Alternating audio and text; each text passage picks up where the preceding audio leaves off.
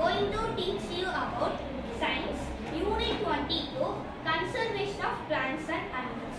இப்போ நம்ம என்ன லெசன் பார்க்க போறோம் அப்படினா conservation of plants and animals, அதாவது தாவரங்கள் மற்றும் விலங்குகளை பாதுகாத்தல்.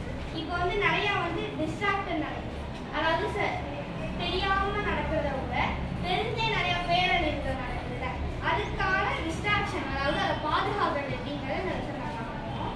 ஃபர்ஸ்ட் ரெட் டேட்டா புக், அதாவது ரெட் டேட்டா புக் அப்படின்னா இந்த மாதிரி அழியிற தாவரங்கள் மற்றும் விலங்குகளை பாதுகாக்கிறதுக்காக உருவாங்க ரெட் டேட்டா புக். இந்த ரெட் டேட்டா புக் என்ன அப்படின்னா the red data book is the file for recording rare and endangered species of animals, plants and fungi, even some local subspecies that exist within the territory of state or country are recorded in a red data book. அதாவது இந்த red data bookல நிறைய ரேரான animals பிளான்ட்ஸோட files வச்சிருக்காங்க. Files அப்படின்னா அந்த zoo மாதிரி அதை பாதுகாக்கிறதும் இருக்கு, அப்படி இல்லை அப்படின்னா அதோட ஃபோட்டோஸ் வீடியோஸ் அதெல்லாம் மானிட்டரில் ப்ரோக்ராம் பண்ணி ஃபைல்ஸாக வச்சுருக்காங்க. அதே மாதிரி இந்த ரெட் டேட்டா புக்கில்